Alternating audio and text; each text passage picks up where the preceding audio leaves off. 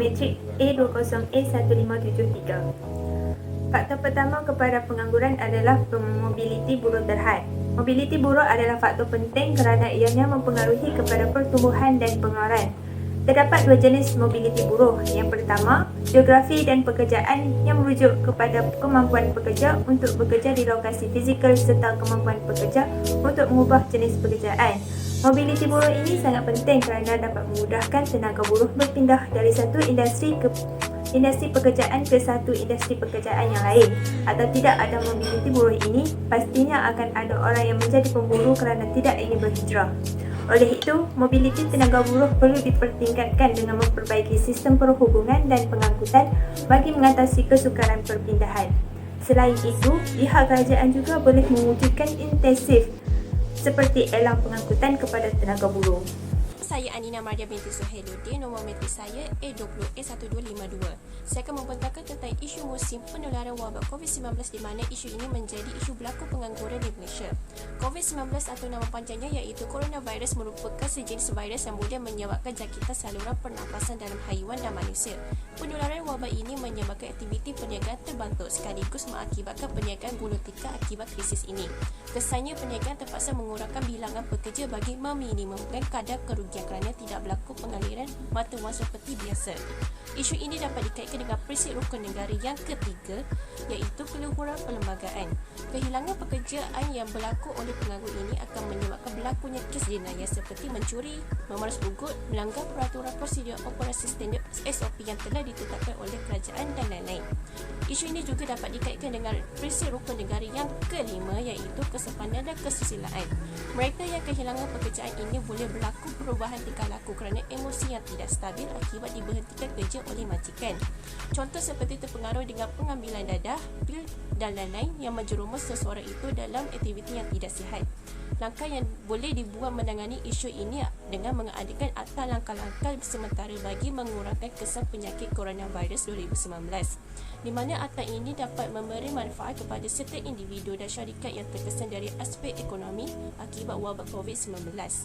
Kesimpulannya, masyarakat dinasihatkan agar mencari pekerjaan sampingan seperti pemandu e-hailing ataupun hantar barang bagi menampung kehidupan seharian. Nama saya Noraida Syafiqah binti Roslan, nombor metrik A20A1805. Saya akan membentangkan tentang salah satu faktor yang menyebabkan pengangguran iaitu kemelesetan ekonomi. Kemelesetan ekonomi bermaksud penguncupan KDNK dua atau lebih suku dalam setahun di sesebuah negara. Penularan COVID-19 menyebabkan ekonomi negara semakin merosot dan menyebabkan ramai rakyat hilang punca pendapatan. Banyak firma terpaksa menutup operasi kerana tidak mampu untuk menanggung kos operasi sehingga menyebabkan ramai buruh hilang pekerjaan. Hal ini menyebabkan pendapatan mereka semakin terjejas dan taraf hidup mereka semakin merosot. Taraf hidup yang semakin merosot menyebabkan mereka mempunyai masalah untuk menyara kehidupan keluarga. Sebagai contoh, Air Asia telah memberhentikan pekerja mereka seramai 300 orang pada bulan Jun lalu ekoran peningkatan kes COVID-19.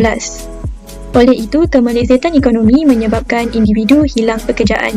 Salah satu impak pengangguran ialah bertambahnya kes jenayah. Apabila individu hilang pendapatan, mereka lebih cenderung untuk bersikap negatif. Disebabkan oleh tekanan hidup, mereka sanggup untuk memeras ugut, mencuri dan membunuh bagi mendapatkan wang.